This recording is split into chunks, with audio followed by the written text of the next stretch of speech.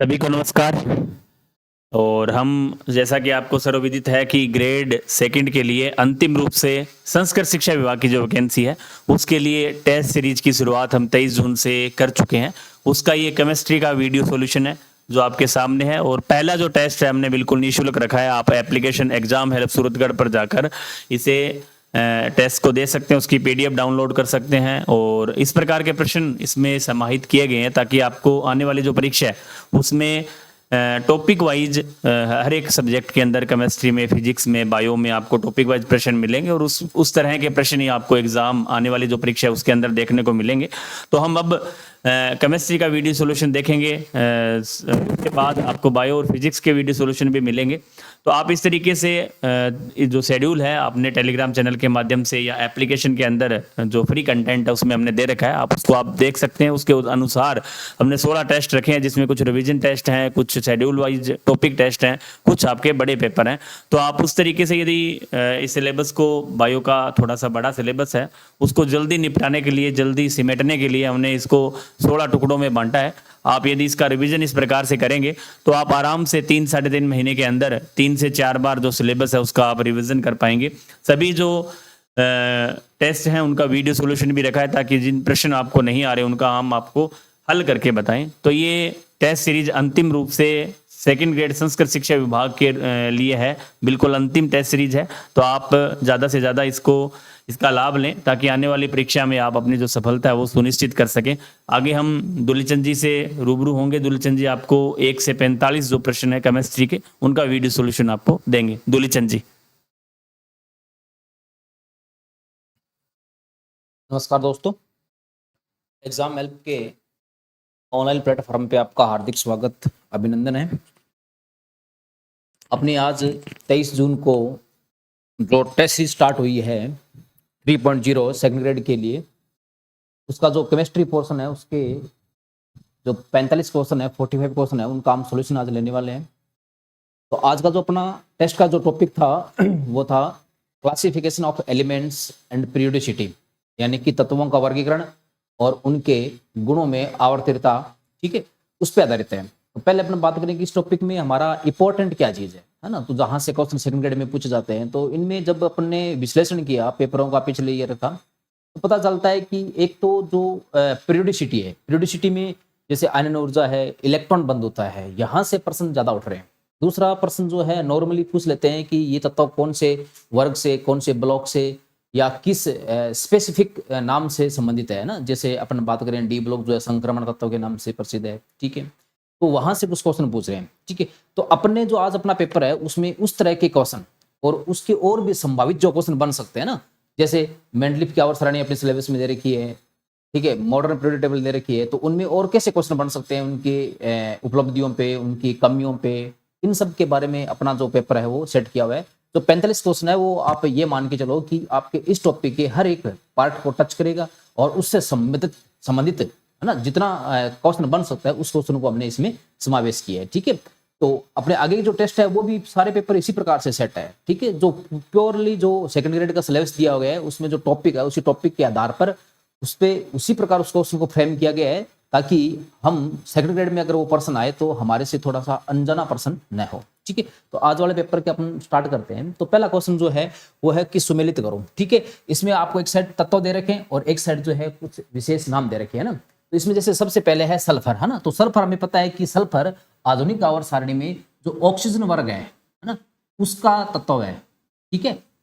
तो इसका तत्व है ऑक्सीजन वर्ग का। तो हमें पता है कि जो ऑक्सीजन वर्ग है इसको चालकोजन वर्ग कहते हैं, ठीक है। इसको क्या नाम दिया गया है? चालकोजन नाम दिया गया है आवर्त सारणी में। तो जो एस है वो कौन सा तत्व है? चालकोजन तत्व है, ठीक है। उसके बाद में ब्रोमीन। तो ब्रोमीन हमें पता है कि 17वां जो वर्ग है हमारा ना, फ्लोरीन वाला, फ्लोरीन, क्लोरीन, ब्रोमीन, आयोडीन, इस टाइप से, ठीक है। ये हमें पता है कि ये हमारा हेलोजन वर्ग है, ठीक है ना। और ये 17वां वर्ग है, ठीक है। तो फ्लोरीन किससे संबंधित हो गया? हेलोजन से संबंधित हो गया। इसके बाद में है वी, वी यानी कि वेनेडियम। वेनेडियम में पता है कि डी ब्लॉक एलिमेंट है ना। कौन सा एलिमेंट है? डी ब्लॉक एलिमेंट है ना। डी ब्लॉक का तत्व है, डी ब्लॉक का प्रथम तत्व वेनेडियम ही है। परमाणु क्रमांक जिसका 21 होता है। तो ये कौन सा हो गया? संक्रमण धातु, ठीक है। उस अच्छा, वेनेडियम के बाद में, सॉरी मैं आपको गलत बता गया, वेनेडियम प्रथम तत्व नहीं है, प्रथम तत्व डी ब्लॉक का स्केडियम है, ठीक है ना, जिसका परमाणु क्रम 21 है, ठीक है, और इसका जो परमाणु क्रमांक है वो कितना है, 23 है वेनेडियम का। इसको क्या कहते हैं, संक्रमण तत्व कहते हैं। क्यों कहते हैं संक्रमण तत्व, क्योंकि इसके अंदर परिवर्तनशील ऑक्सीकरण अवस्था पाई जाती है, ठीक है, इसलिए इसको क्या कहते हैं, हम संक्रमण तत्व कहते हैं। उसके बाद में एनपी है ना, ठीक है, तो नेपच्यूनियम, तो ये जो तत्व है ये हमें पता है कि यूरेनियम के बाद में आता है, इसलिए इसको ट्रांस यूरेनिक तत्व कहा जाता है, ठीक है। तो इस प्रकार का क्वेश्चन पूछने का ट्रेंड एग्जाम में रहा है, तो अपने इस प्रकार के क्वेश्चन को भी उठाए, ठीक है। तो इसमें फर्स्ट का हो जाएगा थर्ड, तो फर्स्ट का थर्ड किस में, ए और सी में, तो बी और डी तो कट हो गए, ठीक है। बी का हो जाएगा आपका फर्स्ट, बी का फर्स्ट, ठीक है, दोनों में है। फिर उसके बाद में बी सी का जो है, सी का हो जाएगा अपना 4, सी का 4 इन दोनों में है, ठीक है, और डी का हो जाएगा सेकंड, डी का सेकंड। इस ये आंसर मतलब एक ही है option third, first 4 second, third, ठीक है। उसके बाद में फर्स्ट, फर्स्ट कौन सा है अपना, बी बी बी का फर्स्ट, ठीक है, ठीक है। फिर वेनेडियम का 4, ठीक है, और नेपच्यूनियम का सेकंड, ठीक है। तो इसमें अपना आंसर जो है ए और बी दोनों हो सकते हैं, ठीक है ना, ठीक। तो इसमें शायद इसमें पीपीटी में गड़बड़ रही होगी, पेपर में ये बिल्कुल ऑप्शन इसके क्या है, सही है, ठीक है ना। फिर भी इसका ए और सी दोनों ऑप्शन है इसके, ठीक है, नहीं सॉरी, हाँ दोनों हो, ठीक है। नेक्स्ट क्वेश्चन अपना चले सेकंड नंबर पे, किसमें ऋणायन और धनायन का आकार का अनुपात न्यूनतम है, ठीक है ना। भी किसमें, इन सब में देखें तो ये देखो सारे ये धनायन है, लिथियम सोडियम धनायन है, सीजियम धनायन है, सीजियम, ठीक है, धनायन है। इधर ऋणायन जो है फ्लोराइड है, ठीक है, इधर ऋणायन भी फ्लोराइड है, ठीक है, इधर ऋणायन भी आयोडाइड है, और इधर कौन है, क्लोराइड है। अब इसमें कह रहा है कि किसमें ऋणायन और धनायन का आकार न्यूनतम है, ठीक है ना। तो अब देखो इन सब में अपना बात करें तो ऋणायन छोटा कौन सा सबसे, F माइनस, और धनायन में सबसे बड़ा कौन सा है, सीजियम प्लस, ठीक है, सीजियम प्लस है, ठीक है। तो इन दोनों में अगर आप ध्यान से देखो, ठीक है, तो न्यूनतम अनुपात किसका आएगा, ठीक है, CSF का आएगा, क्योंकि आयोडीन का तो आकार इससे F माइनस से बड़ा होता है, ठीक है। तो आंसर कौन सा हो जाएगा इसका, डी आंसर हो जाएगा। इस प्रकार का क्वेश्चन, क्योंकि ये जो है ना परमाणु त्रिज्या वाला फ्लूइडिसिटी एटॉमिक स्ट्रक्चर रेडियस वाला, वहां से ये क्वेश्चन ऐसा फ्रेम हो सकता है, ठीक है। तो इनमें ऋणायन में देखें तो सबसे छोटा आकार किसका है, फ्लोरीन का है, ठीक है, और धनायन में सबसे बड़ा आकार देखें किसका है, सीजियम से है ना, सीजियम का है। तो हमें पूछा गया न्यूनतम अनुपात, न्यूनतम अनुपात कब आएगा, जब नीचे वाला बड़ा होगा, ऊपर वाला क्या होगा, छोटा होगा, ठीक है। नेक्स्ट क्वेश्चन नंबर थर्ड, अधिकतम आयनन विभव वाला तत्व है, इनमें से कौन सा ऐसा तत्व है जो अधिकतम आयनन विभव का है, ठीक है ना। तो इनमें से देखो, इनमें अधिकतम आयनन विभव का देखें क्वेश्चन नंबर 3, तो इन सब के इलेक्ट्रॉनिक विन्यास देखें ना। तो पहले अपने बात करते हैं कि आयनन विभव होता है क्या। देखो आयनन विभव होता है कि कोई भी विलगित गैसीय परमाणु जो होता है ना, इस सबसे पहले उसको विलगित यानी कि अकेला करें और गैसीय अवस्था में लेके उस विलगित गैसीय परमाणु के सबसे बाहर वाले इलेक्ट्रॉन को, सबसे बाहर जो ढेर वाला इलेक्ट्रॉन बंधा हुआ है उसको मुक्त करने के लिए जितनी ऊर्जा देनी पड़ती है वो उसका आयनन विभव कहलाता है, ठीक है। और वो आयनन विभव हम कैसे डिसाइड करते हैं, वो डिपेंड करते हैं हम जेड फैक्टर के आधार पर, यानी कि उस पर नाभिक का आकर्षण बल कितना है। अगर ज्यादा है तो आयनन विभव ज्यादा होगा, नाभिक का आकर्षण बल कम है तो आयनन विभव क्या होगा, कम होगा। तो अब नाभिक का आकर्षण बल यानी जेड फैक्टर डिसाइड करने के लिए हम क्या करते हैं, इलेक्ट्रॉनिक कॉन्फिगरेशन देखते हैं। तो अगर ऑक्सीजन का देखें तो ऑक्सीजन का क्या होता है, ऑक्सीजन का होता है 1s2 2s2 2p4। नाइट्रोजन का देखें तो क्या होता है, electronic configuration 1s2 2s2 2p3, ठीक है। कार्बन का देखें तो 1s2 2s2 2p2, और बोरॉन का देखें तो 1s2 2s2 2p1। अब इन चारों में अगर अपन नाइट्रोजन को ध्यान से देखें तो नाइट्रोजन में जो पी कक्षक है वो अर्धपूरित है। कैसा कक्षक है अपना, अर्धपूरित कक्षक है। और आपको पता है कि अर्धपूरित और पूर्णपूरित जो इलेक्ट्रॉनिक विन्यास होता है वो स्थायी विन्यास से होता है, ठीक है ना। तो ये अपने आप में एक स्थायी विन्यास है, तो स्थायी विन्यास है तो यहाँ से इलेक्ट्रॉन को निकालना क्या बहुत ही मुश्किल है, और इलेक्ट्रॉन को निकालना अगर मुश्किल है ना, क्योंकि इसमें यहाँ पे स्थायित्व क्या है इसका ज्यादा है, इसलिए इसका आयनन विभव है ना, जिसको अपन आयनन विभव कह दो, आयनन ऊर्जा कह दो, आयनन एंथैल्पी कह दो, ये सारी क्या होगी, ज्यादा होगी। तो आंसर कौन सा हो जाएगा इसका, अपना बी आंसर हो जाएगा, ठीक है। बाकी सब में इलेक्ट्रॉन आसानी से निकाल सकते हो क्योंकि यहाँ पे कोई स्थायी विन्यास नहीं है।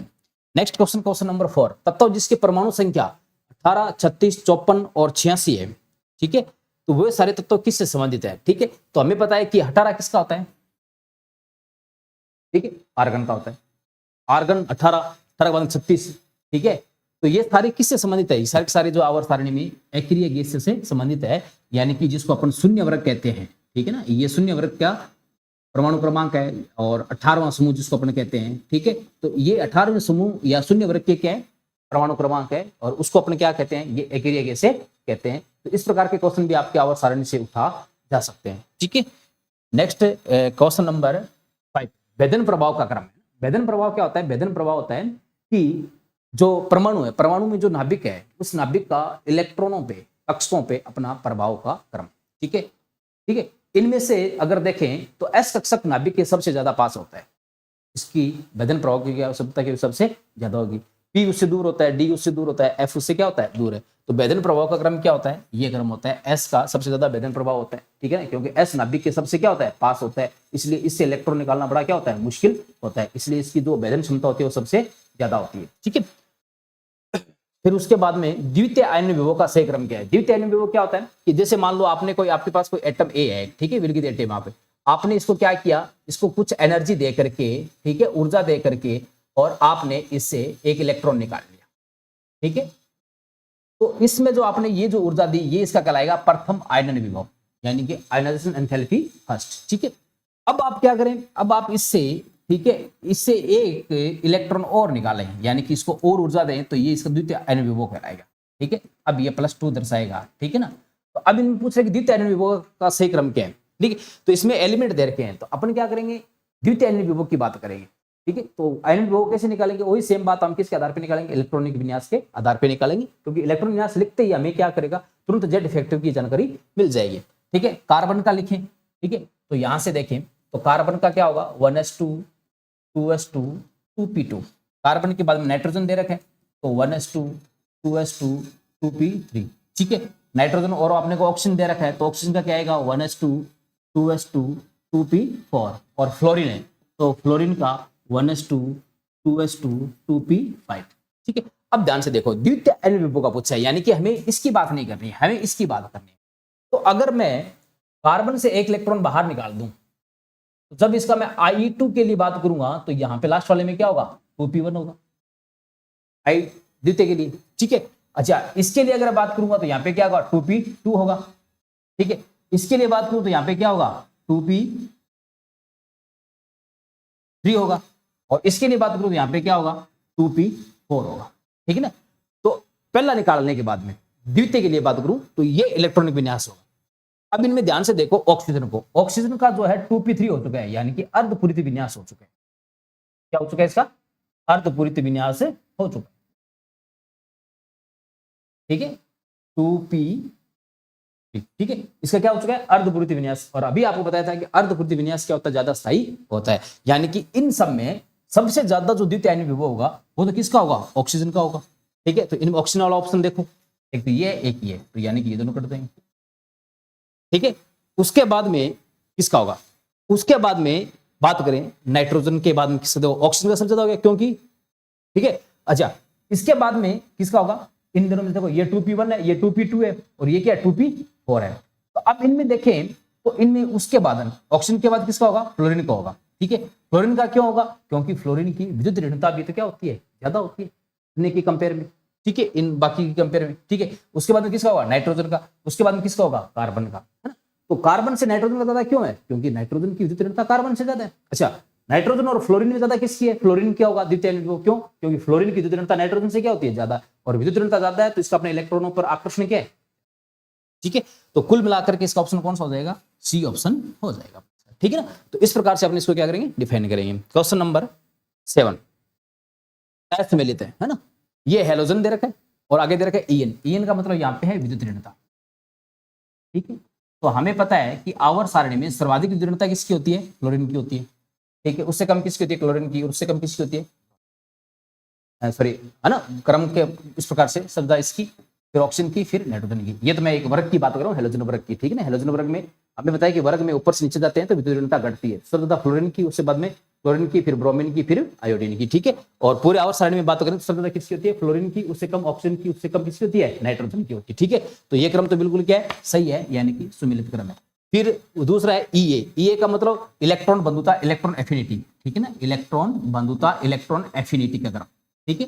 तो देखो ये कह रहा है कि इलेक्ट्रॉन बंधुता जो है वो सबसे ज्यादा किसकी होगी, क्लोरीन की, उससे कम किसकी होगी, फ्लोरीन की, उससे कम किसकी, ब्रोमीन की। बिल्कुल सही बात है ना, इलेक्ट्रॉन बंधुता सबसे ज्यादा क्लोरीन की होती है। क्यों होती है? कि क्लोरीन का बड़ा आकार होने से क्लोरीन के अंदर इलेक्ट्रॉन घनत्व जो नाभिक के चारों होता है वो कम हो जाता है। कम होने से ये आसानी से इलेक्ट्रॉन को क्या कर सकता है, आकर्षित कर सकता है। फ्लोरीन में क्या होता है, हालांकि फ्लोरीन की विद्युत ज्यादा है, लेकिन फ्लोरीन का आकार छोटा होने से इसके नाभिक के चारों ओर इलेक्ट्रॉन का घनत्व उच्च हो जाता है, और इलेक्ट्रॉन घनत्व उच्च होने से प्रतिकर्षण ज्यादा करेगा, ये आने वाले को ज्यादा करेगा, तो इलेक्ट्रॉन बंधुता क्या होगी, इसकी कम होगी। तो दूसरा ऑप्शन भी बिल्कुल क्या हमारा सही है। तीसरा है बंध ऊर्जा।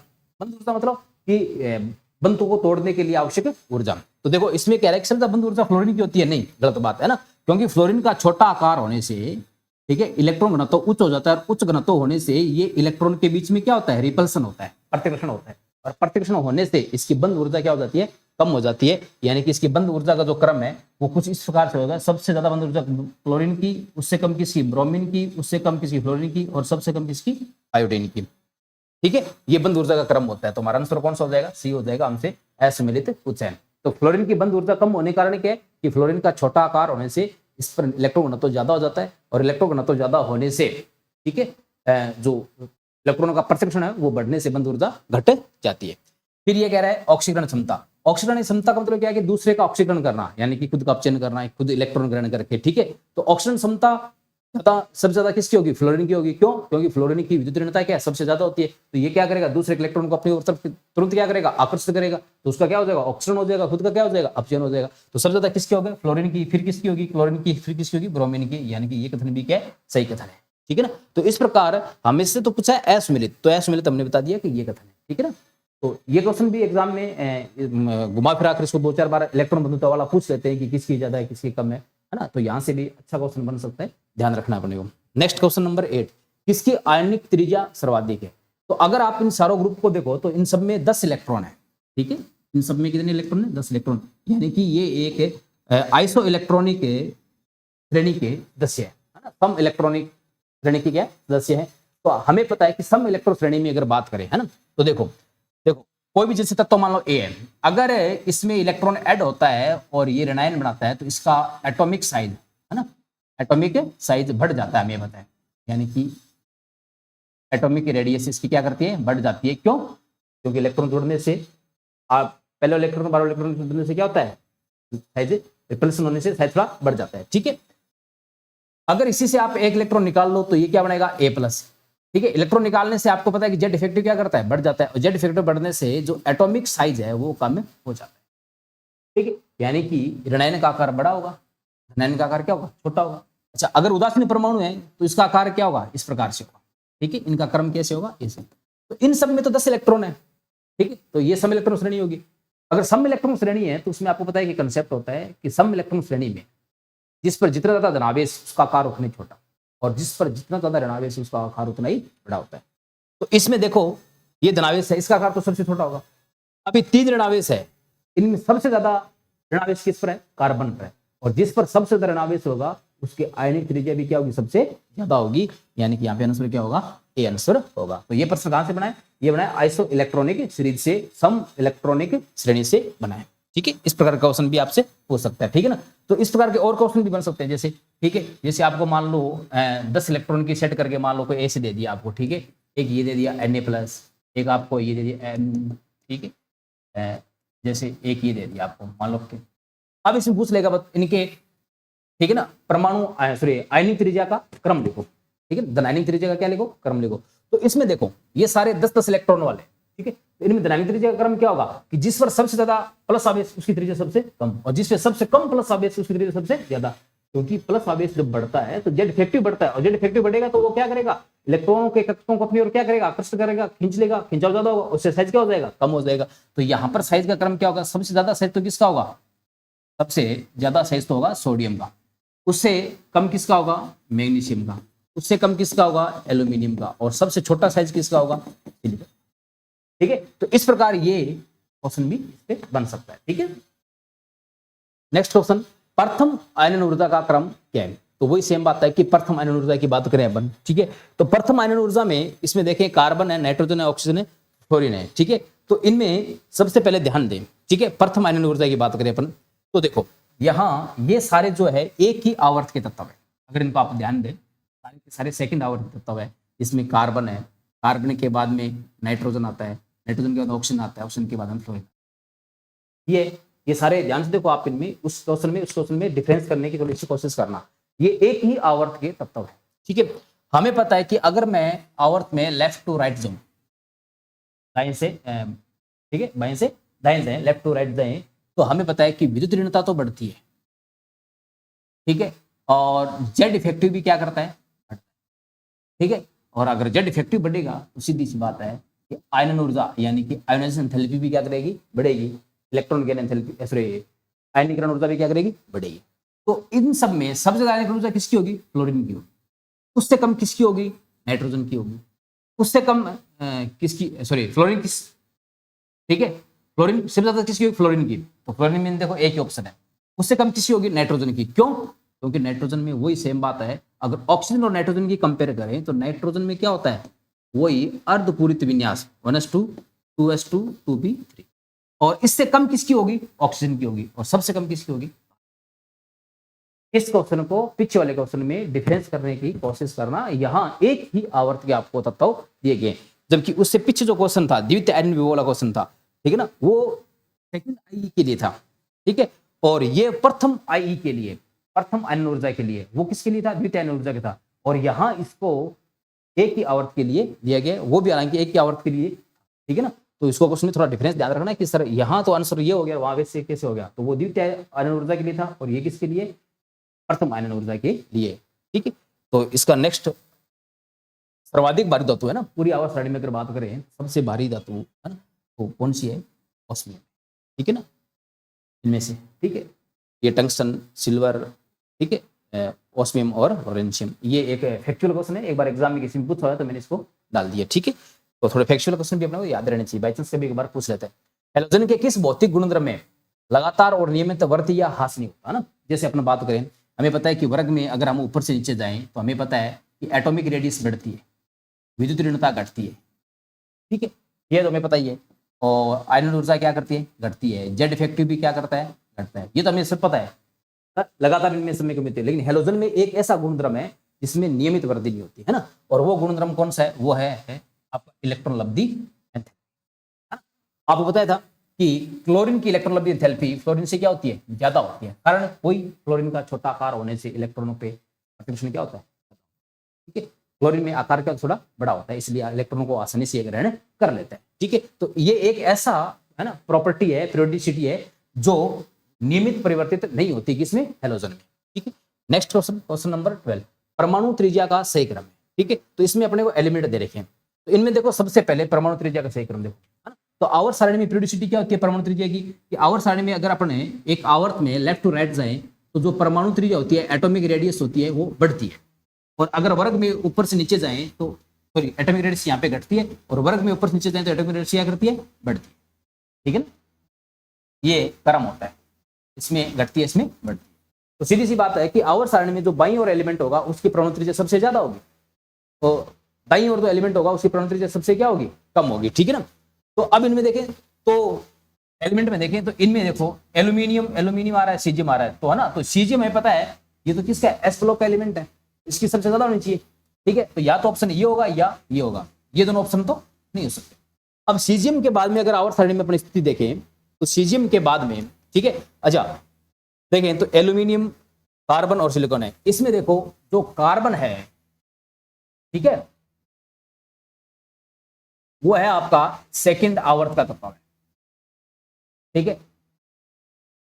और ये जो दोनों हैं एल्यूमिनियम और सल्फर, ठीक है, इनकी अगर आवर्त सारणी में अपनी स्थिति देखें तो इस प्रकार से देखो, ये कार्बन, ये बोरॉन फैमिली, ये एल्यूमिनियम, ये कार्बन, और ये ऑक्सीजन फैमिली, ये सल्फर, ठीक है, और है ना। तो सीजियम सबसे ज्यादा होगी। अब इसमें देखो, इसमें से अगर अपन ध्यान दें, ठीक है, तो कार्बन द्वितीय आवर्त का है, सल्फर क्या है, तृतीय आवर्त का है, एल्यूमिनियम भी क्या है, तृतीय आवर्त का है। तो इसमें देखें अपन तो सबसे ज्यादा सीजियम, क्योंकि सीजियम के बाद में किसकी हो, देखो ये इधर से इधर जाए, ठीक है, तो पहले अपन देखो इसकी तो कम हो ही होगी, हमें पता है, क्योंकि ये क्या है, एक वर्ग के तत्व है, तो वर्ग में ऊपर एटॉमिक साइज क्या करता है, बढ़ता है। ठीक है, यानी कि इन दोनों की इससे तो ज्यादा होगी, एल्यूमिनियम की सल्फर से ज्यादा होगी। क्यों? क्योंकि एल्यूमिनियम आवर्त में पहले है किससे, सल्फर से। एल्यूमिनियम की सल्फर से क्या होगी, ज्यादा होगी, और कार्बन किससे क्या होगी। ठीक है, तो ये ऐसे डिसाइड अपन करेंगे। ठीक है, तो अपने को क्या करना है, जब इस पर क्वेश्चन आए तो एक सिंपल सा है ना पीरियोडिक टेबल का आइडिया लेकर के बनाकर देखना है कि ऐसा सेटलमेंट कैसे होगा। ठीक है ना, उसके आधार पे देखो ये द्वितीय आवर्त के, ये तृतीय आवर्त के, ठीक है, ये सेकंड पीरियड के, थर्ड पीरियड के। तो हमें पता है कि पीरियड में, ठीक है, वर्ग में ऊपर से नीचे जाएं तो साइज तो बढ़ता है। तो सीधी सी बात है कि इसका किसका, एल्यूमिनियम का और सल्फर का तो साइज बड़ा होगा, किससे, कार्बन से। अब डिसाइड करना था कि एल्यूमिनियम और सल्फर में किसका होगा, तो एल्यूमिनियम का बड़ा होगा, क्योंकि एल्यूमिनियम क्या है, लेफ्ट ओर है, सल्फर क्या है, राइट ओर है। ठीक है, और आवर्त में पता है कि लेफ्ट राइट रहता है, साइज क्या करता है, घटता है। ठीक है, इसलिए इसका आंसर कौन सा हो गया, डी आंसर हो गया। नेक्स्ट क्वेश्चन नंबर 13, परमाणु क्रमांक 105 वाले तत्व का प्रतीक क्या होगा, है ना। ये आईपीएससी पे आधारित क्वेश्चन है। ठीक है, अच्छा क्वेश्चन है, ये पूछा भी है 2-3 बार। ठीक है, तो हमें पता है कि 1 के लिए क्या दे रखा है उन्होंने, अन, 0 के लिए क्या दे रखा है, नील, और 5 के लिए क्या दे रखा है, पेन। तो इसमें से सबसे पहले वाले डिजिट आएंगे अपन। ठीक है ना, अन, 0 के लिए क्या दे रखा है, नील दे रखा है। ठीक है ना, और ये स्मॉल, और इसके लिए क्या दे रखा है, इसके लिए दे रखा है पेंट। ठीक है, तो अन से अपन क्या हटाएंगे, यू, नील से क्या हटाएंगे, स्मॉल एन। ठीक है, और पी से क्या हटाएंगे, पी, यानी कि अनिल पेंटियम। ठीक है, तो आंसर कौन सा हो जाएगा, डी आंसर हो जाएगा। इस टाइप का क्वेश्चन एक जरूर तैयार कर लेना, पक्का एग्जाम में पूछने के चांस है। 14, उच्चतम इलेक्ट्रॉन बंधुता किस केस में, इसमें देखो ऑक्साइड है, एफ क्लोराइड है, Na+ है, O है ना। तो सबसे पहले बात करते हैं इलेक्ट्रॉन बंधुता। इलेक्ट्रॉन बंधुता क्या होती है, इलेक्ट्रॉन बंधुता होती है इलेक्ट्रॉन को ग्रहण करने की क्षमता। ठीक है, इनमें से सबसे ज्यादा इलेक्ट्रॉन ग्रहण करने की क्षमता किसकी होगी। ठीक है, देखो ये तो ऑक्साइड है, माइनस है, तो इस पे इलेक्ट्रॉन जुड़ना बहुत ही मुश्किल है। क्यों? क्योंकि ये माइनस और ये माइनस क्या करेंगे, रिपल्सन करेंगे, प्रतिकर्षण करेंगे, इसलिए इसकी इलेक्ट्रॉन बंधुता ज्यादा नहीं हो सकती। यही सेम कहानी यहां होगी, क्योंकि क्लोराइड है। अब बात रही ऑक्सीजन की और Na की। अब ऑक्सीजन में देखें और Na+ में देखें। ठीक है, ध्यान देना मेरी बात साथ। ठीक है, सोडियम जो है धनायन है, ऑफ कोर्स इसकी इलेक्ट्रॉन ग्रहण करने की प्रवृत्ति ज्यादा होगी, क्योंकि धनायन है, प्लस आवेश है, माइनस को तुरंत क्या करेगा, आकर्षित करेगा। ऑक्सीजन है, इसकी इसके साथ कंपेयर करें तो देखो ऑक्सीजन की इलेक्ट्रोनेगेटिविटी विदीर्णता इसकी कंपेयर में क्या है, ज्यादा है। दूसरा कारण, ऑक्सीजन की और Na+ के आकार की बात करें तो ऑक्सीजन का एटॉमिक रेडियस आकार भी क्या है, छोटा है, और आकार अगर छोटा है तो इसका जेड इफेक्टिव क्या होगा, ज्यादा होगा। यानी कि इसके कंपेयर में इलेक्ट्रॉन खींचने की प्रवृत्ति क्या होगी, ज्यादा होगी, तो इसकी इलेक्ट्रॉन बंधुता भी क्या होगी, ज्यादा। आंसर क्या हो गया इसका, सी आंसर होगा। ठीक है, Na+ नहीं होगा यहाँ पे, क्योंकि Na+ की और ऑक्सीजन की कंपेयर करें अपन, तब अपने यहाँ पे देखते हैं कि ज्यादा आंसर किसका जाएगा, ऑक्सीजन का जाएगा। ठीक है ना, ऑक्सीजन की विद्युत ज्यादा है तो ये पलड़ा भारी हो गया, एटॉमिक साइज कम है Na+ की तुलना में, तो ये पलड़ा भी क्या हो गया, भारी हो गया। ठीक है, और जेड इफेक्टिव ज्यादा है तो ये भी इसका प्लस पॉइंट होगा। आंसर कौन सा जाएगा इसका, सी हो गया। नेक्स्ट, किसकी जालक ऊर्जा सर्वाधिक है, तो जालक ऊर्जा है ना 2 चीजों पर डिपेंड करती है। जालक ऊर्जा होती है, ठीक है ना, तो क्रिस्टल जो बनता है उसका जो लेटिस बनता है, उस लेटिस पे जब एटम सेट होते हैं तो एनर्जी जो ठीक है ना रिलीव होती है, वो उसकी क्या कहलाती है, लेटिस एनर्जी कहलाती है। तो इसमें देखिए जालक ऊर्जा है ना 2 चीज पर डिपेंड करती है, एक तो डिपेंड करती है आयन के आकार पर, और एक डिपेंड करती है आवेश पे। तो इनमें देखें तो इनमें आयन कौन कौन से, एक तो लिथियम प्लस है, एक F- है। इनमें कौन कौन से, एक Na+ है, एक Cl- है। इसमें एक Na+ है, एक I- है, और इसमें एक Rb+ है, एक Cl-, ये आयन है। ठीक है, अब देखो आवेश तो सब पे सेम है, तो जालक ऊर्जा सबसे ज्यादा किसकी होगी। देखो अगर इसमें अपन देखें तो लिथियम प्लस और F- दोनों धनायन भी छोटा है और ऋणायन भी क्या है, छोटा है। अगर धनायन छोटा है, ऋणायन छोटा है, ठीक है, तो सीधी सी बात है इन दोनों की पैकिंग क्या होगी, ज्यादा होगी। ठीक है ना, कंप्रेसिबिलिटी पैकिंग क्षमता क्या होगी, इन दोनों ज्यादा होगी। ज्यादा होने से दोनों को तोड़ना भी क्या होगा, मुश्किल होगा, इसलिए इसकी जालक ऊर्जा क्या होगी, ज्यादा होगी इनके कंपेयर में। ठीक है ना, यहाँ धनायन तो छोटा है लेकिन ऋणायन बहुत क्या है, बड़ा है। यहाँ ऋणायन बड़ा है, धनायन इसकी कंपेयर में क्या है, छोटा है। वहां ठीक है, ऋणायन जो है धनायन बड़ा है और ऋणायन भी क्या है, बड़ा है। ठीक है, तो चालक ऊर्जा की बात की तो चालक ऊर्जा पर क्या डिसाइड करेंगे कि उनको तोड़ना कितना मुश्किल हो। देखेंगे तो LiF में लिथियम आयन की और फ्लोराइड आयन की पैकिंग क्षमता क्या होगी, ज्यादा होगी, इसलिए इनको तोड़ना मुश्किल होगा, इसलिए इसकी चालक ऊर्जा भी क्या होगी, ज्यादा होगी। ठीक है, नेक्स्ट क्वेश्चन, असत्य कथन है प्रभावी नाभिक के आवेश हेतु व्यंजक Z- सिग्मा, बिल्कुल सही बात है ना। Z क्या होता है, परमाणु क्रमांक होता है, सिग्मा क्या होता है, सिग्मा होता है परिरक्षण नियंत्रण। ठीक है, जो स्लेटर ने दे रखा है। ठीक है, स्लेटर ने अलग अलग इलेक्ट्रॉन के लिए सिग्मा का मान क्या कर रखा है, अलग अलग कर रखा है। ठीक है, तो ये स्लेटर नियम से सिग्मा निकालने का, ठीक है, सिग्मा निकालते हैं तो प्रभावी नाभिक कैसे निकालना है, अपने ऐसे निकालेंगे। ठीक है, परिरक्षण प्रभाव को मान्य करते हुए, इंक्लूड करते हुए। एक आवर्त में हाइड्रोजन के संदर्भ में संयोजकता 1 से 5 तक बढ़ती है और फिर घटती है, ये गलत बात है ना। अगर हाइड्रोजन के संदर्भ में बात करें तो आवर्त में अगर लेफ्ट टू राइट जाए, अपन बाएं से दाएं जाए, तो संयोजकता पहले क्या करती है, 1 से 4 तक बढ़ती है और फिर 4 से घट करके कितनी हो जाती है, 0 हो जाती है। ठीक है ना, तो ये कथन क्या हो गया, असत्य हो गया। एक परमाणु की विद्युत ऋणता इलेक्ट्रॉन आकर्षित करने की क्षमता की माप है, बिल्कुल सही बात है ना। विद्युत ऋणता क्या होती है, इलेक्ट्रॉन को आकर्षित करने की क्षमता की माप है, इसकी कोई यूनिट नहीं होती। लेकिन इलेक्ट्रॉन बंधुता इलेक्ट्रॉन को ग्रहण करने की माप है। ठीक है, विद्युत ऋणता आकर्षित करने की माप है और वो ग्रहण करने की माप है। मूल्यांकन मापक्रम पर विद्युत ऋणता पोलिंग मापक्रम की 2.8 गुना होती है। ठीक है, तो बिल्कुल सही बात है ना। अगर मैं बात करूं पोलिंग माप पर विद्युत ऋणता XP और मूल्यांकन मापक्रम पर विद्युत ऋणता XM, इन दोनों का रेशियो अनुपात संबंध कुछ इस प्रकार से होता है। ये संबंध भी आपको पता होना चाहिए। ठीक है ना, दे रखे हैं, ये ध्यान रखना है अपने को कि मूल्यांकन मापक्रम पर और पोलिंग मापक्रम पर विद्युत ऋणता का जो, ठीक है, संबंध होता है वो क्या होता है। तो अपना आंसर कौन सा हो जाएगा, इसका बी आंसर हो जाएगा। नेक्स्ट क्वेश्चन, तत्वों का समूह जो दीर्घ आवर्त सारणी के अनुसार सही नहीं है। ठीक है, तो ये तत्वों के अरेंजमेंट से संबंधित है ना। तो देखो boron, carbon, nitrogen, oxygen second आवर्त है, ये तो बिल्कुल सही है। Aluminium, silicon, phosphorus, sulphur third आवर्त है, बिल्कुल सही है। ठीक है ना, पी ब्लॉक में, ये भी पी ब्लॉक में। क्रोमियम, मैग्नीज, आयरन, कोबाल्ट, ये भी सही है ना। संक्रमण श्रेणी में पहली संक्रमण श्रेणी स्कैंडियम वाली है। ठीक है ना, तो बिल्कुल सही है। क्रोमियम, टाइटेनियम, वेनेडियम नहीं, ये गलत है ना इसमें। ठीक है, ठीक है, ये कथन क्या है, गलत है। तो अपना आंसर कौन सा हो जाएगा, डी हो जाएगा। ऐसे पूछा अपने से। ठीक है, तो इसमें क्या क्या होना चाहिए, ठीक है, ये क्रम होना चाहिए। ठीक है ना, डी ब्लॉक की पहली श्रेणी है। ठीक है, इस प्रकार का क्वेश्चन भी अपने से पूछ सकते हैं। फिर Z बराबर 31 वाले तत्वों के वर्ग में निकटतम ऊपरी और नीचे वाले तत्वों का परमाणु क्रमांक क्या होगा, है ना। तो कोई आवर्त सारणी में आपको 31 वाला दे रखा है, तो ये पूछ रहा है कि इससे ऊपर वाला, तो ऊपर वाले से क्या करेंगे, -18 करेंगे। -18 करेंगे तो कितना आएगा अपना, 13 आएगा। और इसके नीचे क्या करेंगे, +18 करेंगे, +18 करेंगे तो कितना आएगा, 49 आएगा। यानी कि आंसर कौन सा हो जाएगा, डी हो जाएगा। ठीक है ना, तो आपको पता है कि आवर्त सारणी में जब आप पढ़ोगे आवर्त सारणी पढ़ी आपने, तो उसमें आपने देखा होगा कि आवर्त सारणी में जब एक आवर्त से दूसरे आवर्त पे मूव करते हैं तो या तो 8 का या 18 का डिफरेंस आता है। ठीक है, 2 8 8 18 18 32 ऐसे डिफरेंस आता है। ठीक है ना, जिसको मैजिक नंबर कहते हैं, 2 8 8 18 18 32। ठीक है, इस प्रकार का डिफरेंस आता है 6 के 6 आवर्त में, ध्यान रखना इसको। ठीक है, ऊष्मा शोषी प्रक्रम है, भी ऐसा कौन सा प्रक्रम है जिसमें ऊष्मा का अवशोषण होगा।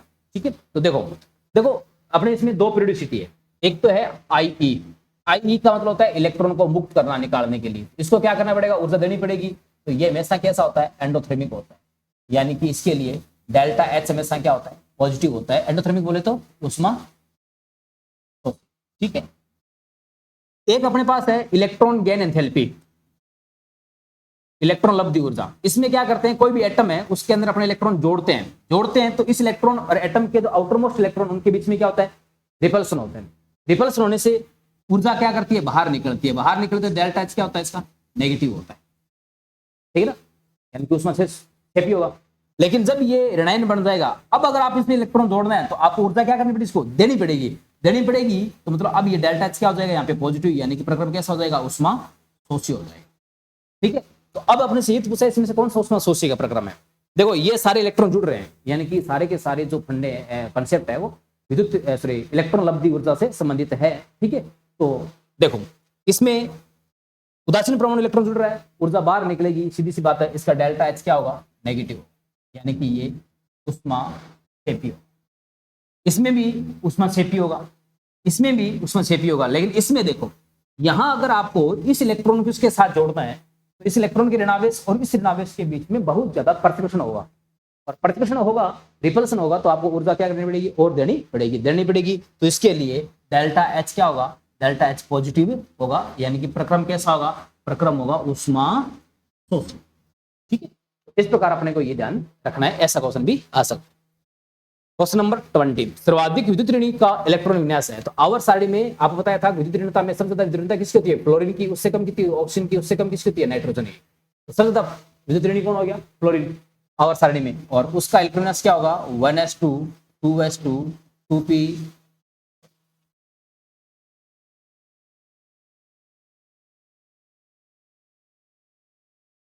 5। ठीक है, परमाणु क्रमांक 9 होता है ना, तो इसका आंसर कौन सा हो जाएगा, सी आंसर हो जाएगा 20 का। नेक्स्ट क्वेश्चन, बढ़ते धात्विक लक्षण का सही क्रम क्या है। ठीक है, तो देखो कोई पीरियोडिसिटी, अगर अपन बात करें आवर्त सारणी में लेफ्ट टू राइट, अगर लेफ्ट टू राइट जाते हैं तो जो धात्विक लक्षण है वो क्या करते हैं, घटते हैं। ऊपर से नीचे जाएं तो धात्विक जो लक्षण है, मेटेलिक जो प्रॉपर्टी है वो क्या करती है, घटती। ठीक है, अब इनमें देखिए एलिमेंट कौन कौन से है, फास्फोरस है, सिलिकॉन है, बेरिलियम है। ठीक है, तो देखिए, तो इस प्रकार से ये बेरिलियम और मैग्नीशियम ये तो हो गए आपके एस ब्लॉक के एलिमेंट। ठीक है ना, और एस ब्लॉक में कौन से के, सेकंड के। ठीक है, अच्छा सोडियम आपके क्या हो गया, एस ब्लॉक में फर्स्ट एलिमेंट हो गया। अब बचा कौन अपने पास में, अब बचा अपने पास में सिलिकॉन और फास्फोरस। सिलिकॉन हमें पता है कि आवर्त सारणी में अगर अपन इधर जाएं, ठीक है, तो कार्बन और कार्बन नीचे कौन, सिलिकॉन, और फिर कौन, फास्फोरस। फास्फोरस हमें पता है कि नाइट्रोजन के बाद में। तो अब देखो आवर्त सारणी में हमें पता है कि लेफ्ट टू राइट जाएंगे तो धातु लक्षण में कमी होती है। तो सीधी सी बात है कि ये सारे जो एलिमेंट है ना, ये सारे एलिमेंट है, ये एक ही आवर्त के। कौन से आवर्त के हैं ये, ठीक है ना, सारे देखो ध्यान से, ये सारे एलिमेंट क्या है, एक ही आवर्त के हैं, यानी कि ये जो एलिमेंट है ये तीसरे आवर्त के एलिमेंट। ठीक है, तो इनमें देखें तो सबसे ज्यादा इनमें, ठीक है, अपना बात नहीं सॉरी एक ही आवर्त के नहीं, इसमें बेरिलियम जो है ये सेकंड आवर्त का आ गया। बेरिलियम किसका आ गया, सेकंड आवर्त का आ गया। ठीक है, तो सीधी सी बात है कि सेकंड आवर्त का है तो ये ऊपर रहेगा। ठीक है, और ये सारे क्या रहेंगे, नीचे रहेंगे। तो बेरिलियम के ज्यादा होंगे धात्विक लक्षण इनकी बाकी कंपेयर में। ठीक है, तो इसमें ऑप्शन कौन सा हो जाएगा इसका, अच्छा बेरिलियम के साथ कंपेयर करें सोडियम की, तो सोडियम पहले आ रहा है। ठीक है, पहले आ रहा है, तो सोडियम की धात्विक लक्षण क्या होंगे, ज्यादा होंगे। बेरिलियम के धात्विक लक्षण थोड़े से क्या होते हैं, कम होते हैं। कारण क्या होता है, एक कारण इसका ये है कि बेरिलियम का इलेक्ट्रॉन विन्यास लेके तो क्या होता है 1s2 2s2। ठीक है, तो सही नहीं विन्यास है, इसलिए इलेक्ट्रॉन त्यागने की प्रवृत्ति इसकी क्या होती है, कम होती है। तो धात्विक लक्षण सोडियम की कंपेयर में क्या होंगे, कम होंगे।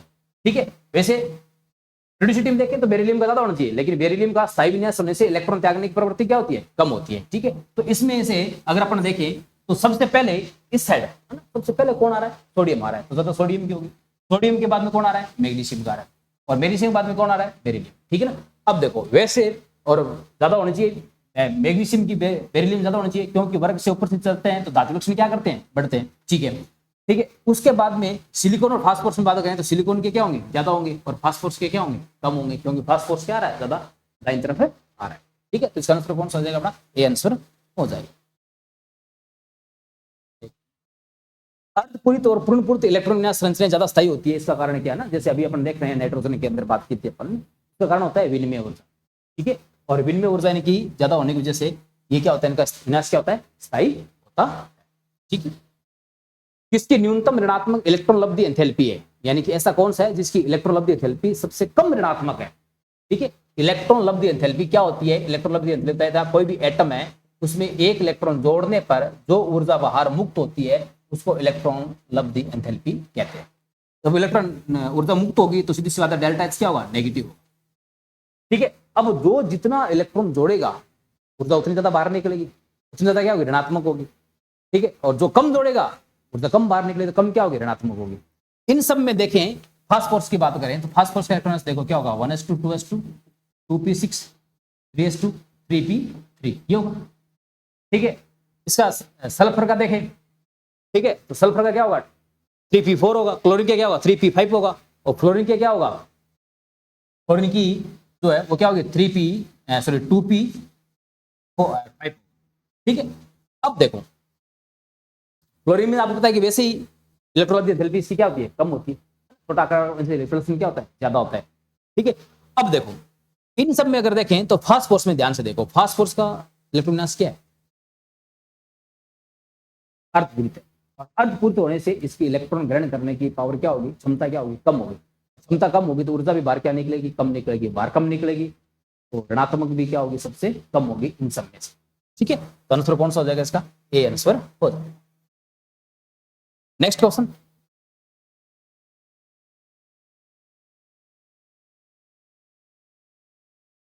एक क्वेश्चन नंबर 24। ठीक है, परमाणु आकार का सही क्रम कौन सा है। ठीक है, तो परमाणु आकार का सही क्रम कौन सा है, ये तो सेम वही है ना। इनमें से देखें तो नाइट्रोजन है, कार्बन है, सल्फर है, फास्फोरस है। तो अगर देखें कार्बन और नाइट्रोजन ये तो एक ही आवर्त के है, कौन सी आवर्त के है, ये सेकंड आवर्त। ठीक है, सल्फर और फास्फोरस, ठीक है, तो सल्फर ये यहाँ आएगा ऑक्सीजन के बाद में, और फास्फोरस ये यहाँ। ठीक है, तो अब इनमें देखें तो हमें पता है कि इनमें एक ही आवर्त में अगर इधर से इधर जाए तो एटॉमिक रेडियस क्या करती है, घटती है। वर्ग में ऊपर से नीचे जाए तो एटॉमिक रेडियस क्या करती है, बढ़ती है। ठीक है ना, तो इसमें अगर अपने देखें तो सबसे बड़ा आकार किसका होगा। ठीक है, तो सबसे बड़ा आकार इसमें होगा, सबसे बड़ा फास्फोरस का होगा ना। क्यों, क्योंकि ये देखो दाईं तरफ है, बाईं तरफ है, और वर्ग में क्या है, नीचे तरफ है, तो सबसे बड़ा किसका होगा, फास्फोरस का। फास्फोरस से छोटा किसका होगा, सल्फर का।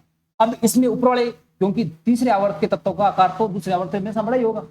अब दूसरे आवर्त की बात करें, दूसरे आवर्त में बड़ा आकार किसका होगा, कार्बन का, क्योंकि कार्बन इधर है, और नाइट्रोजन का उससे क्या होगा, छोटा होगा, क्योंकि आवर्त में दाएं से बाएं जाए तो परमाणु त्रिज्या क्या करती है, घटती है। ठीक है, तो पहले सेकंड आवर्त को देख लिया, सेकंड आवर्त में बड़ा किसका होगा, फास्फोरस का, उससे छोटा किसका होगा, सल्फर का।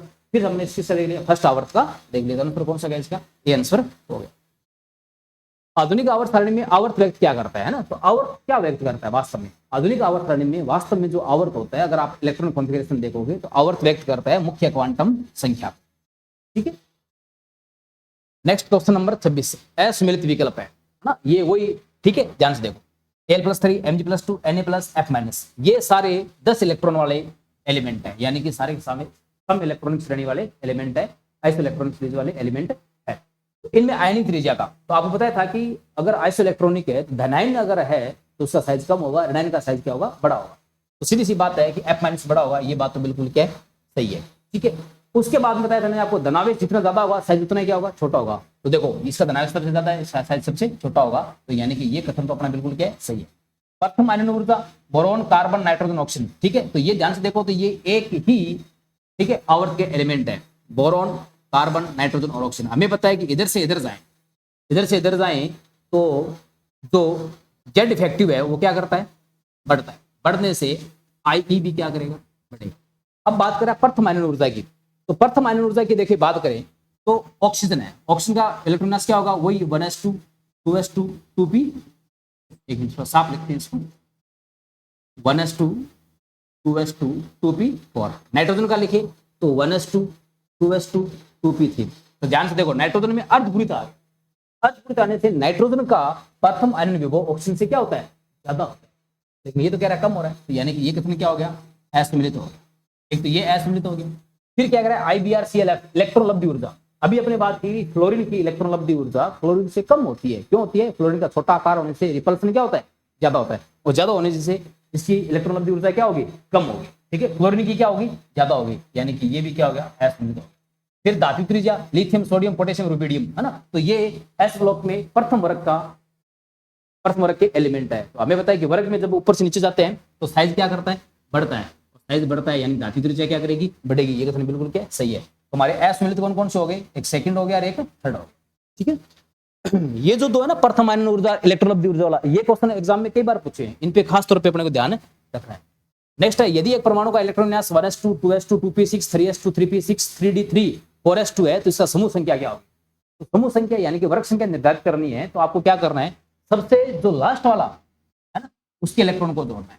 सबसे लास्ट आउटर मोस्ट शेष जो इलेक्ट्रॉन है वो कितने, इसमें 3 2 5, यानी कि इसका वर्ग कौन सा हो गया, 5वें समूह का ये एलिमेंट हो गया। इस प्रकार की व्यवस्था के लिए, ठीक है ना। नेक्स्ट है, निम्न में से किस तत्व की इलेक्ट्रॉन लब्धि एंथैल्पी सर्वाधिक ऋणात्मक, सर्वाधिक ऋणात्मक यानी कि जिसकी इलेक्ट्रॉन गैन एंथैल्पी सबसे ज्यादा होगी उसकी सबसे ज्यादा ऋणात्मक होगी, सीधी सी बात है।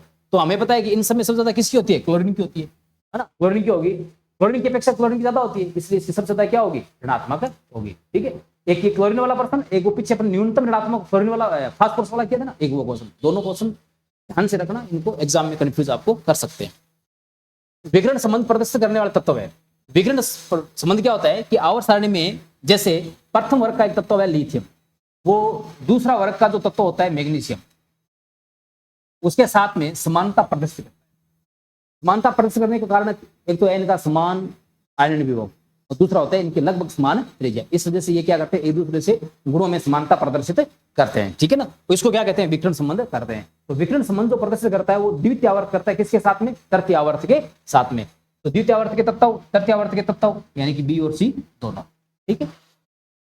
30 नंबर क्वेश्चन, लिथियम मैग्नीशियम से रासायनिक व्यवहार में समानता प्रदर्शित करता है क्योंकि, ये वही विकिरण संबंध पे है। अभी बताया था मैंने आपको कि लिथियम और मैग्नीशियम में विकिरण संबंध होने का वजह का कारण क्या है, इनका लगभग समान आकार होना और ठीक है, इनकी लगभग समान विद्युत ऋणता होना और लगभग समान उच्च ध्रुवण क्षमता भी होना। क्यों उच्च ध्रुवण क्षमता का कारण क्या है, क्योंकि दोनों का साइज क्या होता है, लगभग छोटा होता है। अपने वर्ग में साइज क्या होता है, छोटा होता है। तो इसलिए इनका आंसर कौन सा हो जाएगा, सी आंसर हो जाएगा। अच्छा क्वेश्चन है, ध्यान रखना। ये आपको कुछ दे रखा है इसमें, देखो जेड प्लस में एक इलेक्ट्रॉन निकाला हमने, तो प्रथम आयन ऊर्जा आ गई हमारी E1, ठीक है। फिर हमने इससे दूसरा इलेक्ट्रॉन निकाला तो हमारी ऊर्जा क्या आई, E2। तो ये कह रहा है कि E1 और E2 संबंध में क्या है।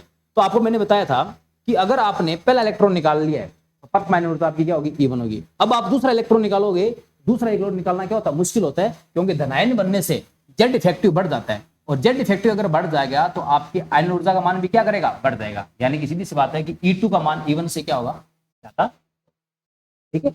आयन ऊर्जा पे ऐसा क्वेश्चन भी बन सकता है। द्वितीय आवर्त के पांचों तत्वों की प्रथम IE का सही अवरोही क्रम क्या है।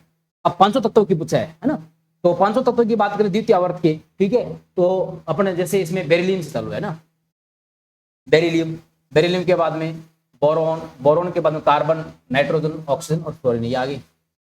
अच्छा, इसमें ऑक्सीजन की बात यहाँ पे नहीं कर रखी इन्होंने, ठीक है, फ्लोरीन की बात कर रखी है। अब पूछा अपने से प्रथम IE क्या, ठीक है।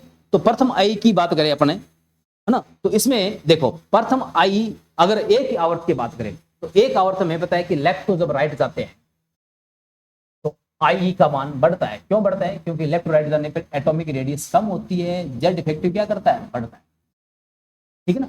यहाँ नाइट्रोजन पे वो कंसेप्ट काम नहीं करेगा, कौन सा, अर्धपूरित विन्यास वाला, ठीक है ना, क्योंकि यहाँ पे एक ही आवर्त की बात हो रही है।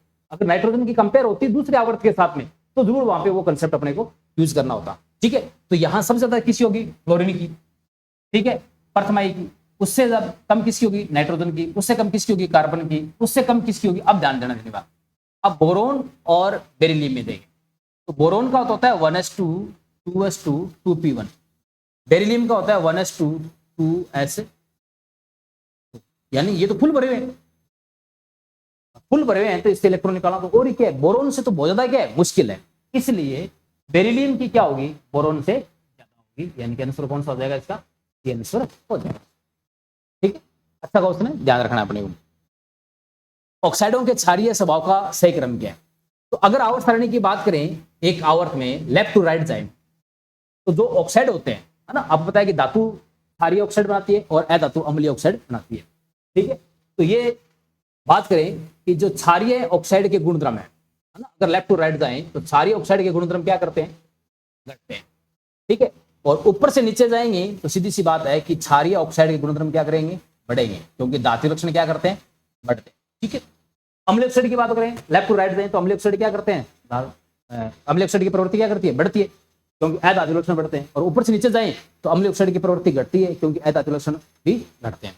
तो अगर इनमें बात करें, ठीक है, तो क्षारीय ऑक्साइड की बात करें तो लेफ्ट टू राइट जाएंगे अपन, लेफ्ट टू राइट, तो इनकी प्रवृत्ति क्या होगी, कम होगी, ठीक है ना, क्योंकि क्षारीय ऑक्साइड किसके होते हैं, धात्विक लक्षण के होते हैं, और धातु के होते हैं, तो धातु के लक्षण आपको पता है कि लेफ्ट टू राइट जाने पे क्या करते हैं, घटते हैं। तो इनमें ऑक्साइड के स्वभाव का सही क्रम क्या होगा, तो इनमें ध्यान से देखें। सबसे पहले तो इनमें सबसे धातुओं को देखें तो आपको पता है कि पोटेशियम, इसके ऊपर कौन, सोडियम, ठीक है, और कौन है यहाँ पे, मैग्नीशियम, और यहाँ पे कौन है, मैग्नीशियम के आगे इधर कौन आएगी, एल्यूमिनियम। हमें पता है कि वर्ग में ऊपर से नीचे जाएं तो धातु लक्षण बढ़ते हैं, यानी कि पोटेशियम में धातु लक्षण सोडियम से क्या होंगे, ज्यादा होंगे। सीधी सी बात है कि सोडियम के क्षारीय गुण पोटेशियम की तुलना में क्या होंगे, कम होंगे, यानी कि इन दोनों में इसका ज्यादा होगा। अब मैग्नीशियम और एल्यूमिनियम में बात करें तो मैग्नीशियम लेफ्ट साइड है और एल्यूमिनियम की आवर्त सारणी में राइट साइड है। सीधी सी बात है कि धात्विक प्रवृत्ति मैग्नीशियम में ज्यादा होगी, एल्यूमिनियम में क्या होगी, कम होगी। तो मैग्नीशियम के ऑक्साइड की क्षारीय प्रवृत्ति एल्यूमिनियम के ऑक्साइड की तुलना में क्या होगी, ज्यादा होगी। कथन कौन सा हो जाएगा इसका, ए कथन हो जाएगा। नेक्स्ट क्वेश्चन नंबर 34, सबसे आसानी से अपचेत होने वाला हैलोजन कौन सा है। आसानी से अपचेत मतलब जो आसानी से इलेक्ट्रॉन ग्रहण कर ले। कौन करेगा इनमें सबसे ज्यादा आसानी से इलेक्ट्रॉन, कौन खींचेगा दूसरे से, फ्लोरीन खींचेगा। क्यों, क्योंकि फ्लोरीन की विद्युत ऋणता सबसे ज्यादा होती है, इसलिए सबसे आसानी से कौन अपचेत होगा, फ्लोरीन होगा। ठीक है ना।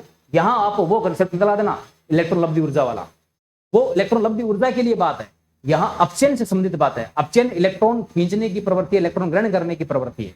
ठीक है ना। तो इलेक्ट्रॉन ग्रहण दूसरे से करेगा तो खुद पे माइनस आवेश आएगा, खुद का अपचयन होगा, दूसरे पे क्या होगा, ऑक्सीकरण होगा। तो आप यहाँ भी ये भी कह सकते हो कि प्रबल ऑक्सीकारक कौन है, यहाँ पे प्रबल ऑक्सीकारक फ्लोरीन है। ठीक है। और सबसे आसानी से अपचेत होने वाला कौन है, फ्लोरीन है। क्यों है, क्योंकि अत्यधिक उच्च विद्युत ऋणता के कारण। यदि तत्व है तो Z बराबर 92 और A बराबर 238 है, तो तत्व कौन सा है। Z यानी कि परमाणु संख्या जिसकी 92 है और A यानी कि द्रव्यमान संख्या जिसकी 238 है, वो तत्व कौन सा आवर्त सारणी में, वो है यूरेनियम। इस प्रकार के तत्वों का ट्रेंड पिछले 2-3 एग्जाम में रहे, आप इस प्रकार के क्वेश्चनों को ध्यान में रखें खास तौर पे। कौन सा तत्व N-1 D10 NH2 विन्यास प्रदर्शित नहीं करता, है ना। तो ये D10 NH2 विन्यास पता है कि संक्रमण श्रेणी से, तो ये जिंक करता है, बिल्कुल कैडमियम करता है, मरकरी करता है, लेकिन ओरम जिसको अपन गोल्ड कहते हैं ये प्रदर्शित नहीं करता है। तो आंसर कौन सा हो जाएगा अपने इसका, बी हो जाएगा। ठीक है। उसके बाद में नेक्स्ट क्वेश्चन नंबर 37, मेंडलीफ आवर्त सारणी परमाणु भार पर आधारित है। बिल्कुल सही बात है। मेंडलीफ ने अपनी जब आवर्त सारणी दी तो बिल्कुल परमाणु भार के आधार पर दी। उसने कहा तत्वों के भौतिक और रासायनिक गुणधर्म परमाणु भारों के आवर्त फलन होते हैं। दूसरी बात आपको ध्यान रखनी है कि जब मेंडलीफ ने अपनी आवर्त सारणी बनाई थी उस समय उसके 63 तत्व क्या थे, ज्ञात थे। ठीक है। आधुनिक आवर्त सारणी के नियमानुसार तत्वों के भौतिक और रासायनिक गुणधर्म परमाणु भार के आवर्त फलन होते हैं। नहीं, गलत बात है, परमाणु भार के नहीं। आधुनिक आवर्त सारणी तो कहती है कि तत्वों के रासायनिक और भौतिक गुणधर्म परमाणु क्रमांक के आवर्त फलन होते हैं। ऐसे कथन कौन सा हो गया अपना, बी हो गया। ठीक है ना। और आधुनिक आवर्त सारणी आपको पता है कि हेनरी मोल्टजले के द्वारा प्रदत्त की गई। मेंडलीफ की आवर्त सारणी में समस्थानिकों को व्यवस्थित नहीं किया जा सकता, बिल्कुल नहीं किया सकता, क्योंकि मेंडलीफ की आवर्त सारणी जो है वो तो आधारित है किस पे, परमाणु भार पे। लेकिन समस्थानिकों का परमाणु क्रमांक क्या होता है, सेम होता है। ठीक है। इसलिए उनको आधुनिक आवर्त सारणी में एक जगह स्थान दिया गया है, मेंडलीफ वाले सेटल नहीं कर सकते। ठीक है। नेक्स्ट है मेंडलीफ आवर्त सारणी में एका सिलिकॉन से तात्पर्य क्या है, जर्मेनियम है। एका सिलिकॉन से बिल्कुल सही बात है। ठीक है ना। क्योंकि मेंडलीफ ने जब अपनी आवर्त सारणी बनाई थी तो कुछ खाली स्थान छोड़े थे। उसने कहा कि आपको भविष्य में तत्व मिलेंगे, उनके गुणधर्म ये होंगे, उनकी भविष्यवाणी की थी। और उसमें उसने एका जो सिलिकॉन जो है उसके गुणधर्म किसके समान पाएंगे, जर्मेनियम के समान पाएंगे। और भी थे जिसे एका एल्यूमिनियम है, तो एका एल्यूमिनियम जो था, एक मिनट, एका जो एल्यूमिनियम था, ठीक है, एका एल्यूमिनियम के गुणधर्म किसके समान पाएंगे, गैलियम के समान। एका बोरोन जो था इसके गुणधर्म किसके समान पाएंगे, स्कैंडियम के समान। ये जो तत्व थे इनके लिए इसने खाली स्थान छोड़े थे। अब आंसर कौन सा हो जाएगा यहाँ पे, बी। ऐसे कथन कौन सा है, आवर्त सारणी में कुल द्रव तत्व कितने हैं, 6 है। बिल्कुल सही बात है, 6 कुल द्रव तत्व है। और इन 6 द्रव तत्वों में से एक द्रव तत्व ऐसा है जो अधातु है, वो कौन सा है, ब्रोमीन है। ठीक है ना। 6 कौन कौन से, सीजियम, CS, फ्रेंशियम, FR, ठीक है, गैलियम, है ना, और मरकरी, ब्रोमीन जो अधातु है, और उसके बाद में UU, है ना, ठीक है, ठीक है, अन बाह्यम, ठीक है, अन बाह्यम 112 वाला जो है वो भी कौन सा है आपके द्रव्य तत्व है। ठीक है। प्रथम धातु तो लिथियम, बिल्कुल सही बात है। 6th आवर्त में सभी तरह के तत्व हैं। ठीक है। तो 6th आवर्त में बिल्कुल सभी तरह के तत्व हैं। और अगर आप पूछ रहे कि आधुनिक आवर्त सारणी में सर्वाधिक गैस एलिमेंट कितने हैं, पूरे गैस तत्व कितने हैं, वो 11 हैं। और सबसे ज्यादा कौन से आवर्त में, वो है 2nd आवर्त में, कितने हैं, 4 है। नाइट्रोजन है, ऑक्सीजन है, फ्लोरीन और नियोन है। ठीक है। और सबसे ज्यादा वर्ग कौन से में, वो कौन सा वर्ग है अपना, 18वां वर्ग है, जिसको अपने शून्य वर्ग भी कहते हैं। आयोडीन गैसीय होता है, नहीं, गलत बात है। आयोडीन कैसा होता है, आयोडीन ठोस होता है। ठीक है। ऐसे कौन सा अपना, डी हो गया। ठीक है। इस प्रकार के फैक्चुअल क्वेश्चन भी आपको ध्यान में रखने हैं। एक तत्व जो कि हाल ही में खोजा गया उसे 7वें आवर्त और 10वें वर्ग में रखा गया, तो उसका प्रतीक क्या होगा। 7वें आवर्त और 10वें वर्ग में रखा गया है, ठीक है, तो उसका प्रतीक देखो, अगर 7वें आवर्त है और 10वां वर्ग है तो सीधे सा बात है कि उसका जो परमाणु क्रमांक होगा वो होगा 110। ठीक है। 110 होगा तो अन नीलियम, यानी कि इसका क्या होगा, UUN। ठीक है ना, क्यों, एक के लिए N का U आ गया, दूसरे के लिए एक U छोटा आएगा, और 0 के लिए क्या था, नील, तो अन नीलियम। ठीक है ना, UUN आ जाएगा। ठीक है। तो ऐसे क्वेश्चन भी आप ध्यान रखना। फिर है सत्य कथन, वनडरवाल त्रिज्या, धातु त्रिज्या और सहस्त्र त्रिज्या में ये संबंध दे रखा है कि वनडरवाल त्रिज्या सबसे ज्यादा होती है, बिल्कुल सही बात है। सहस्त्र त्रिज्या वनडरवाल त्रिज्या से कम होती है, धातु त्रिज्या से भी कम होती है, बिल्कुल सही बात है। और धातु त्रिज्या सहस्त्र त्रिज्या से क्या होती है, ज्यादा होती है। ये एनसीईआरटी का फैक्ट है, बिल्कुल सत्य कथन है। ठीक है, वनडरवाल त्रिज्या सहस्त्र त्रिज्या के लगभग 2 गुना होती है, बिल्कुल सही बात है ये। ठीक है, सहस्त्र त्रिज्या, ठीक है, अगर बात करें आयरन, कोबाल्ट और निकल की लगभग बराबर होती है। उसका कारण क्या है कि यहाँ जो जेड इफेक्टिव होता है ना, डी ब्लॉक एलिमेंट है, वो लगभग बराबर हो जाता है किसके, आपके परिरक्षण प्रभाव के कारण, जिसको संक्रमण संकुचन कहते हैं। इस वजह से साइज क्या हो जाता है इनका, बराबर हो जाता है। जिंक का साइज कॉपर से क्या होता है, ज्यादा होता है। जिंक का साइज कॉपर से ज्यादा होने के कारण क्या है, वैसे घटना चाहिए क्योंकि एक ही आवर्त के लेफ्ट राइट घटना चाहिए, ज्यादा होने के कारण क्या है, ज्यादा होने के कारण है कि यहाँ परिरक्षण प्रभाव जेड इफेक्टिव से क्या हो जाता है, ज्यादा हो जाता है। ठीक है ना, तो ये अपवाद स्वरूप कुछ पॉइंट्स हैं जो आप मैंने उठाए, ध्यान रखना इनको। सभी कथन क्या है, सत्य है, बिल्कुल सही कथन है। परिरक्षण प्रभाव किसमें प्रेक्षित नहीं होता, एकल इलेक्ट्रॉनों वाले जितने भी स्पीसीज है उनमें किसी में भी आपको शील्डिंग इफेक्ट यानी कि परिरक्षण प्रभाव नहीं मिलेगा। हीलियम प्लस एकल electron, lithium plus 2 single electron और हाइड्रोजन सिंगल इलेक्ट्रॉन, तो ये सारे के सारे किसी में भी आपको कोई भी परिरक्षण प्रभाव प्रेक्षित नहीं होगा। ठीक है, नेक्स्ट क्वेश्चन नंबर 42, इलेक्ट्रॉन बंधुता का सही क्रम कौन सा है। ठीक है, तो देखो ये हेलोजन में तो हमें पता है कि इलेक्ट्रॉन बंधुता क्लोरीन की फ्लोरीन से क्या होती है, ज्यादा होती है, बिल्कुल सही क्रम है। ठीक है, सल्फर की ऑक्सीजन से ज्यादा होगी। देखो नाइट्रोजन और फास्फोरस की तो कम होगी, सीधी सी बात है। क्यों होगी, क्योंकि इन दोनों में अर्धपूर्ति विन्यास है। अच्छा, नाइट्रोजन और फास्फोरस में अगर दोनों कंपेयर कर ज्यादा किसकी होगी, फास्फोरस की। क्यों, क्योंकि फास्फोरस का साइज नाइट्रोजन की कंपेयर में बड़ा होता है, इसलिए इलेक्ट्रॉन थोड़ा तो ये करवा सकते हैं इसको। ठीक है, रिपल्सन थोड़ा सा क्या हो सकता है, कम हो सकता है इलेक्ट्रॉन घनत्व कम होने से। ठीक है, सल्फर की ऑक्सीजन से ज्यादा होगी, बिल्कुल सही बात है। ठीक है, क्योंकि वही सेम बात है, सल्फर का आकार ऑक्सीजन से बड़ा होने की वजह से, विद्युत ऋणता कम होने की वजह से इलेक्ट्रॉन घनत्व क्या हो जाएगा, कम हो जाएगा, तो इलेक्ट्रॉन आसानी से जुड़ जाएगा। सिलिकॉन की कार्बन से ज्यादा होगी, वही सेम बात है, बिल्कुल सही बात है। कार्बन सिलिकॉन की बात करें तो एक ही वर्ग है, तो सिलिकॉन का साइज कार्बन से बड़ा होता है, बड़ा होने से इलेक्ट्रॉन घनत्व कम होने से इलेक्ट्रॉन आसानी से जुड़ जाएगा। ठीक है, तो इलेक्ट्रॉन बंधुता क्या होती है, क्रम बिल्कुल ये सारे क्या है, सही है। ठीक है, डी आंसर इसका हो जाएगा। किसी परमाणु के 2 क्रमिक आणविक विभवों के मान में वृद्धि कारक कौन से है। आणविक विभव अगर बढ़ रहे हैं तो उसमें कौन बढ़ा रहा है, बताया था मैंने आपको कि अगर इलेक्ट्रॉन निकालने के बाद में क्या बढ़ता है, जेड इफेक्टिव बढ़ता है, प्रभावी नाभिक आवेश से बढ़ता है, वही क्या करता है, आणविक विभव का मान है। ठीक है, तो आंसर हो जाएगा इसका ए। फिर पोलिंग पैमाने पर न्यूनतम विद्युत ऋणता किसकी है, तो पोलिंग पैमाने पर सबसे कम विद्युत ऋणता किसकी होती है, इनमें से सोडियम की होगी। क्यों, क्योंकि सोडियम में सबसे ज्यादा धात्विक प्रॉपर्टी है इन सब में से। ठीक है, वह तत्व जिसकी परमाणु संख्या Z बराबर 118 है वह कौन सा होगा, 118 वाला तत्व किसमें आता है, 18 वाला किसमें आएगा, शून्य वर्ग में। और शून्य वर्ग को क्या कहते हैं अपन, नोबल गैस कहते हैं। आंसर क्या हो जाएगा, बी हो जाएगा। तो ये आज के अपने 45 क्वेश्चन थे जो अपने लिए। ठीक है, और इस प्रकार अपने जो पेपर है ना वो सारे सेम टू सेम जो है अपने सेकंड ग्रेड जो सिलेबस है उसके पॉइंट टू पॉइंट बनाए गए हैं। ठीक है, आप इनको कीजिए, प्रॉब्लम होती है तो आप यहाँ कोचिंग में ऑफलाइन आकर के यहाँ शेयर कीजिए, आपको उसका डाउट बताया जाएगा। ठीक है, और लगभग हमारा जो फोकस रहता है वो ये रहता है कि सेकंड ग्रेड में जो क्वेश्चन जिस ट्रेंड से पूछे जा रहे हैं उसी ट्रेंड पे क्वेश्चन फॉर्म करना और उसी प्रकार के क्वेश्चन हम आपको उपलब्ध कराएं ताकि आपकी तैयारी जो है बिल्कुल एग्जैक्ट और स्टिक हो सके। ठीक है, और इसी के साथ आप आगे तैयारी करते रहिए। थैंक यू, जय हिंद, जय भारत।